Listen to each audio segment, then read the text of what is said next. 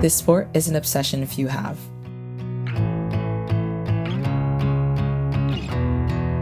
When asked what is an equestrian, I say a sacred relationship between human and horse. To me, horses are majestic, even spiritual. Every creature has a consciousness and is able to produce feeling and connection. I find my soul when I tap into the soul of this noble animal and we become one.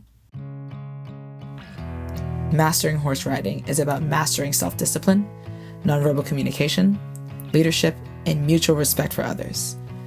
It's about finding commonalities and bridging the gap between differences to accomplish beautiful things together. I compete to win, but I do this sport for what I win inside. I learn life lessons when I am in this sacred saddle.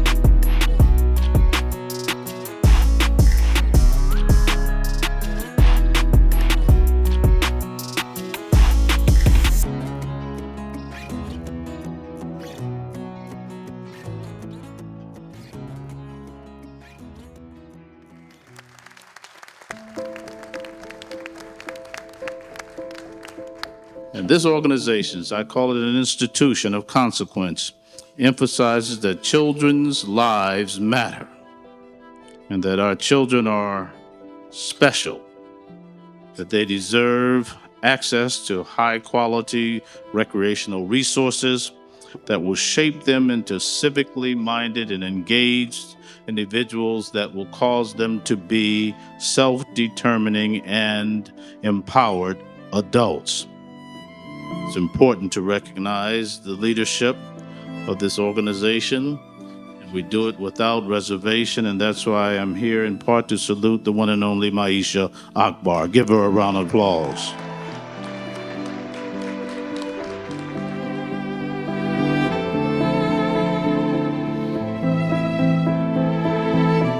What interested me in the entire sport was truly the horses and the animals.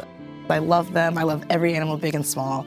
And so when it came to finding a sport, I tried out every other sport, like truly imagine. I did tennis, I did soccer, I did swimming. I really did dabble in everything, and nothing really stuck that much. Hi, my name is Zoie Brogdon. I'm 20 years old. I'm an equestrian, and I'm a student at UCLA. Honestly, at some point or another, I was going to be really big into animals, or I was going to find my way to them, whether that be through sport or through career-wise. I was younger, one of the career paths I was thinking about was being a veterinarian, and so I was always really in tune and really in touch with animals and wanted to be with them.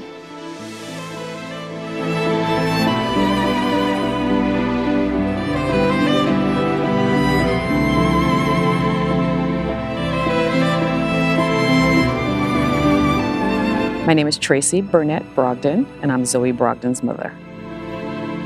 Gosh, how it all started.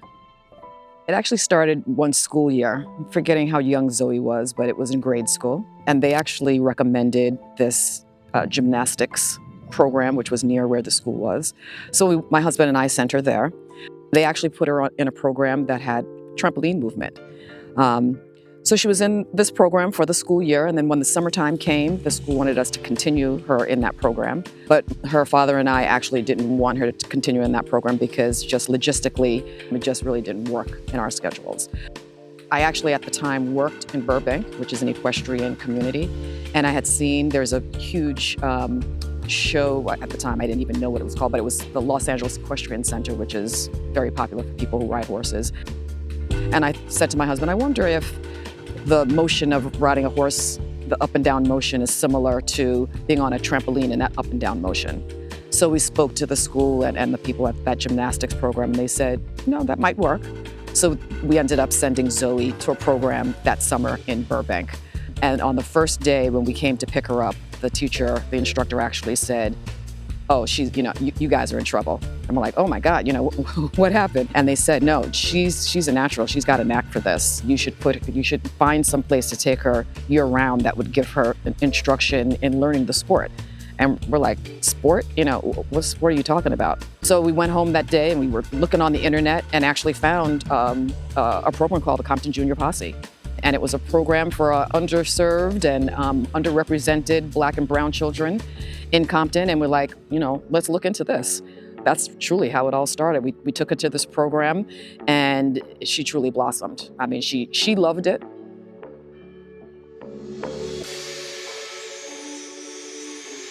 I would say one of my earliest memories participating in the sport is way different than my earliest memory riding horses. When I'm thinking about the sport, I do think about competition, and I really think about when I was very young and I had this, like a lot of Black girls around me, little Black kids, and we all went to this place called Trinkus Riders and Ropers, and this was my first competition ever. I was on this horse named Helio, which was actually an Olympian, Will Simpson's horse back in the day. Helio was gifted to the Compton Junior Equestrians, which was the program I was with at the time. And they took us to a competition. I was on Helio, and I was really, really confident for some reason. My helmet was like tilted to the side. I didn't look right, but I was there, and I was really excited to do it. And I won my first class. I won the first class I've ever been in. And so from there, I was, in a weird way, I was like, oh, I'm destined for greatness.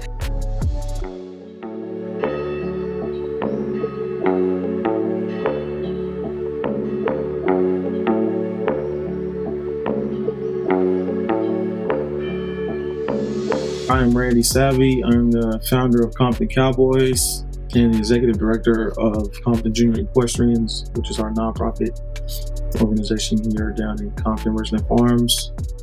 When it comes to what I do everything. I wear many hats, metaphorically and literally. Right now I got my cowboy hat on, which is what I love to have on the most. I like to say that I'm just our general, our village chief. I set the tone for how we treat each other around here, how we engage with the kids, how we engage with the community. I try to be a pillar of my community. Our family ranch has been here since 1988. My auntie Maisha Akbar grew up wanting to be a cowgirl all her young life. She used to watch Westerns with my grandpa, and she used to always try to find horses wherever she was at and couldn't stay away from them. So when she got older and found her career in real estate, she stumbled across this little Richland Farms neighborhood here in Compton. And so when my aunt found this little town doing her real estate stuff, she thought she could pursue her dream cowgirl life and got the house, got a couple horses, and started down that path, and quickly realized that the neighborhood that she had just moved in here at the time, even though it's the farmland, it still was Compton, 1980s, right? So the perfect storm of social issues: gangs, drugs, crime, violence, police brutality, corrupt local government, you name it. On the flip side of that, she recognized that just like when she was young out there trying to find horses and how much those horses meant to her and how much light they provided to her life, she saw that the new kids in this neighborhood felt the same way. And now she was the one with the horses, and the kids were the ones that were flocking to her to be involved. So she figured, wow, if I could use these horses to change the community here, that might make a big difference. And so our whole family ranch mission is 35 plus years removed from that original idea my aunt had in 88 to just kind of open her yard up and her horses up to the public and the community. Compton Cowboys are proof of concept. We're all kids that grew up in the program. And there's 5 cowboys, 1 cowgirl. Our motto is streets raised us, horses saved us. Her mission to use horses to intervene and put kids on a proper path definitely worked for us. And so we're trying to figure out a way to pay it forward with the new generation.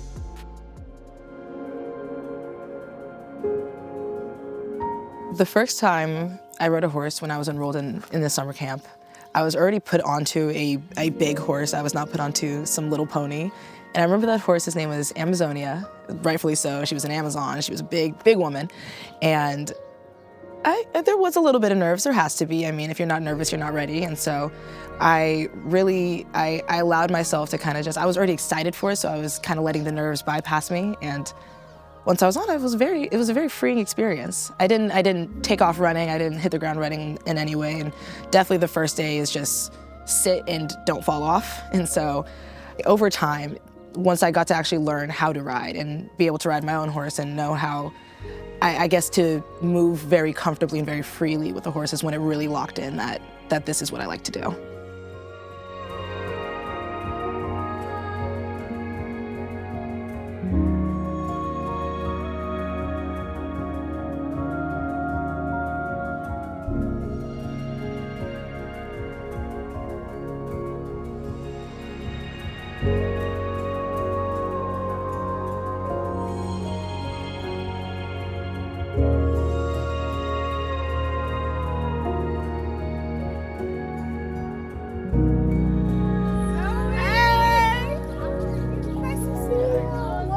My name is Kiara Wade, and I am the Compton Cowgirl of the Compton Cowboys, and I also am the riding coach for the Compton Junior Equestrian.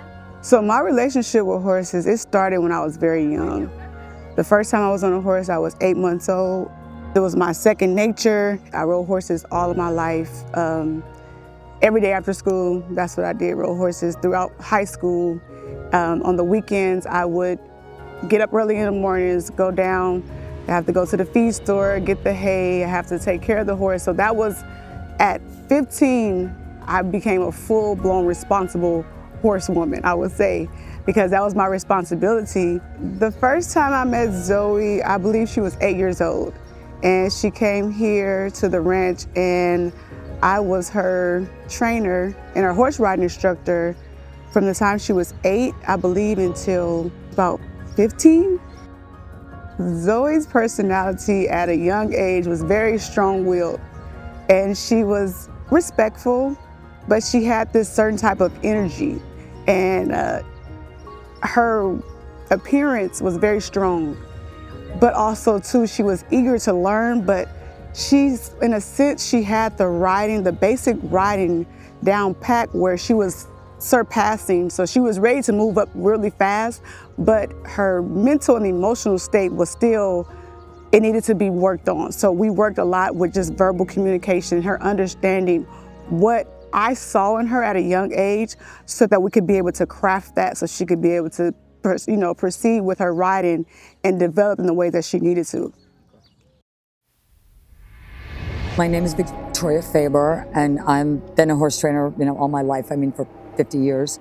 Well, my family bred horses in Kentucky. They bred thoroughbreds, racehorses, and I just thought they were the most amazing. I mean, to me, they're like a religion. I love, love, love horses because I think they're so magical, and because they're gentle yet they're so powerful at the same time. And then to be able to ride this powerful creature that's alive, I just think is so cool. Probably, 20 years ago, I was really into inner city kids, having them have horses so they would have hope in their life and they would build strength. So I met Maisha Akbar from the Compton Junior Posse, and I got very involved in it, and I've been involved in it since 2005. And then I started my own nonprofit when she retired in 2019. The first time I met Zoe was probably about 11 years ago. And we used to have, and it was one of the coolest things about the Compton Junior Posse was we had a camp, and it would be, all day, every day, Monday through Friday for the summer. And, all these different kids would come, and none of them knew how to ride or anything, and we'd do all kinds of activities. And so Zoe was one of the kids. And, there was just so many kids, and everything would move really fast. And Kira, who was, worked there, would say, "Oh, Victoria, you've got to watch this kid Zoe. She's really talented."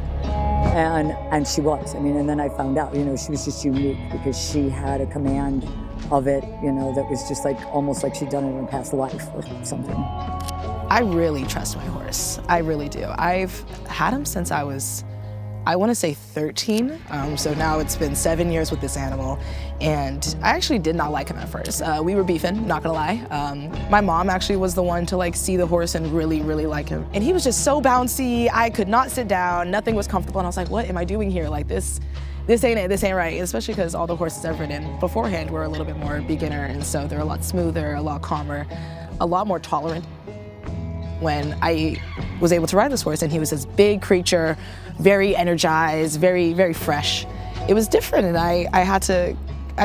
we kind of had to learn to work with each other a little bit, since that was the next step in my journey, was to do more, jump bigger, have a horse that can do that for me. And so Ninja, which is his name, I just had to get used to it. I got used to his bounciness. I learned to control my body a little bit more to fit his needs. And I think he learned to calm down a little bit because he knew it was hey, I got this child on my back. I should probably chill out a little bit. So once he understood me and I understood him, it really started to click and mold its way into a beautiful relationship. the more and more she got involved in it and the more and more she loved it and wanted to jump higher and wanted to go faster, that's when I was saying to Victoria, okay, well, what comes next? And slowly she introduced me to the sport and how Zoie could elevate in the sport. It's been fun. A little challenging at times because we realized that it's not just her growth in the sport, but she has to have a partner, and the partner is the horse. So they go hand in hand. So you really can only get to a certain level, and that's the level possibly with the horse that you're actually riding. Every horse is different. If you don't find the right personality, the right mix between the horse and the rider, you need both to make that successful team. One of the benefits when she was riding with the Compton Junior Posse is that they had a stable of horses. She did try to make sure that each horse or the rider was capable to ride that particular horse. But if you were able to ride all the horses, she put you on all the horses, and Zoie was one of them. They had the chance to ride different horses that had a different feel, that worked differently, so it taught them different things. And I think that's one of the reasons why Zoie excelled in the sport, because she was exposed early on to a lot of different horses.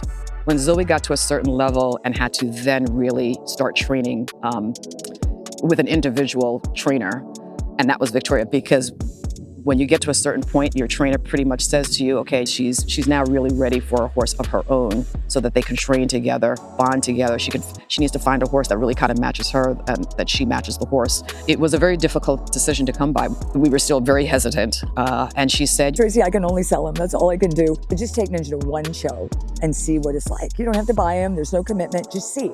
So we take him to the Memorial Day Classic, and Zoe's never shown like that, like jumpers like that. And we get out there, and that horse took care of her. It made you cry. I mean, this big, strong, Olympic kind of potential horse took this little girl, and every time she made a mistake, he got her out of trouble. I mean, he ended up winning the championship. So we took him to the horse show, and the horse won every class for her. And then I looked at my husband, I'm like, I don't know how we're gonna say no, because Zoe's looking at us like, come on, guys, what are you gonna do? So that clinched it for us. We were able to go to regionals or zones and then win gold at zones just because of our connection alone. In that competition specifically, I was the first person to go every single day without fail. Like, I was first in my group and I was the first with everybody. And so I'm honestly gonna say like over 100, because there was a lot of kids there and I still somehow managed to come out on top. That is not normal. That is really not normal, especially as like someone who goes first. You're trying to just honestly set pace. You have no other person to compare yourself to. You're just trying to figure it out. And I just went clean every day. Truly, I just know that he listens to me and he really much understands every cue that I give him, so I don't have to ask him really aggressively. So I'm very happy that I don't have to force him to do anything crazy, and he really enjoys. So even when I'm communicating, hey, let's go a little bit faster, he's like, okay, great. To build trust just takes time. It just takes a lot of time. It's been years with this horse, and I'll say I'm building trust every day, honestly. I've recently got my horse what's called a war bridle, so it's like basically nothing on the head. It's just like a bit in the mouth, and we're just galloping free. And it is the most incredible freeing experience that I could ever really describe. I'm just so, it's beyond relaxation. It's beyond exhilarating. It's so much more than just a human connection. It's so much more, because there's no verbal connection. It's just, we're doing this. For me specifically, it does really help to just have this one animal that I focus on and really give all my love and attention to. Because I know that without me giving him my undivided attention, I couldn't have been as successful I was with him alone. I think competition is really cool because it builds a power, a strength, and to figure out how to get an animal that, you can't talk to in English, to be able to give them the power to allow them to let you jump on their back, I think is really cool. And I think it's so good, and I've seen so many kids empowered doing it.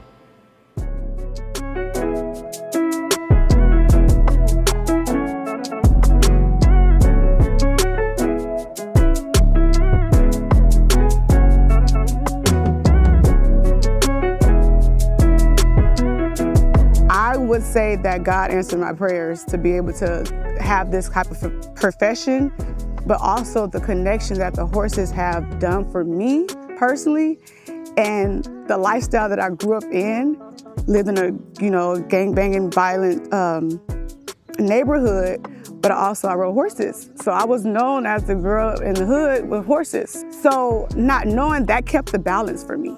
You should feel passionate about your creature and the relationship more than you are about the actual sport of it. And that's really what it's all about. It's more about that connection and that relationship with the animal. Find community and find a place that you want to be in that you'll love and you'll feel comfortable, you'll feel safe. In the weirdest way, it's just normal. It feels the same as being like in a PWI. Like I'm not gonna say unfortunately, but for most of my life, I've been in predominantly white spaces, and so that has just been my norm. But when I went to the Compton Junior Posse and in combo Compton Cowboys, that was the first time that I've been in a truly all black equestrian space. And that was so beautiful, so different. I felt very free, very free to be myself in ways that I didn't know I could just express in a way. I love that conversation about the profound contributions of Black Cowboys to the American West. I mean, there's several figures that we could list. Figures like Bass Reeves, who is the first Black U.S. Marshal. He was an American patriot. Figures like Bill Pickett, who was a pioneer in rodeo.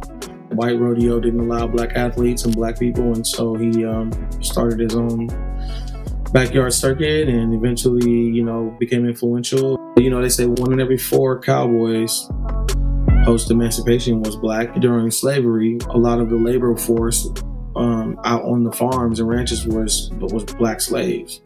And a lot of those skill sets that we had were still necessary in high demand. So a lot of ranch hands and farmers and cowboys and cowhands after emancipations were actually still Black, because those plantation owners, they still needed that job function done.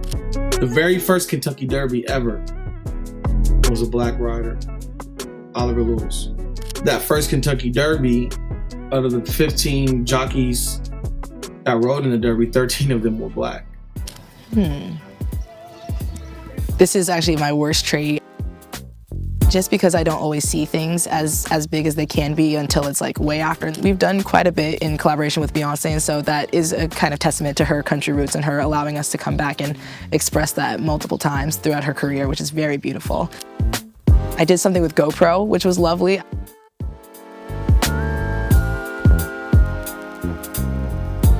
Honestly, at this point, countless news articles and newspapers, which has been really fun.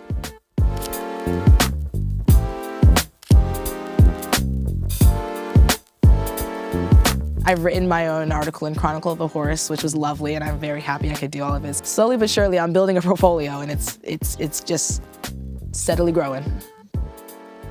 A lot of people have asked me what's my goal in the sport, when I feel like I've already accomplished it in a way, and that is just perfect synchronicity with my animal and making sure he's happy and he's healthy.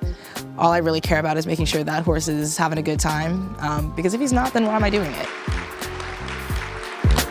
What we have created together and have been witness to is the powerful change that happens to children when they are given the opportunity to ride horses and experience a world that they probably otherwise would never have a chance to be a part of.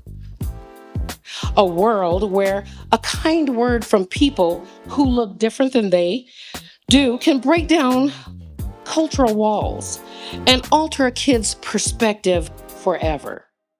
I'm not saying I'm leaving the sport in any way, because I would definitely love to stay in here for as long as I can. But at least for me, I'm very happy just knowing my horse is happy and that he's accomplished what he could do in his life. And so I just know I have so much more life left to live, and I'm very excited for what's to come and what I am to do. I will say very recently, I think it was maybe a college thing that's allowed me to be myself a little bit easier, but I've really allowed myself to be unapologetically me to everybody off rip. I'm not gonna kind of hold myself back. As an African-American young woman, that is not only my right, it is a cultural directive. A directive to innovate and to demonstrate excellence at every turn.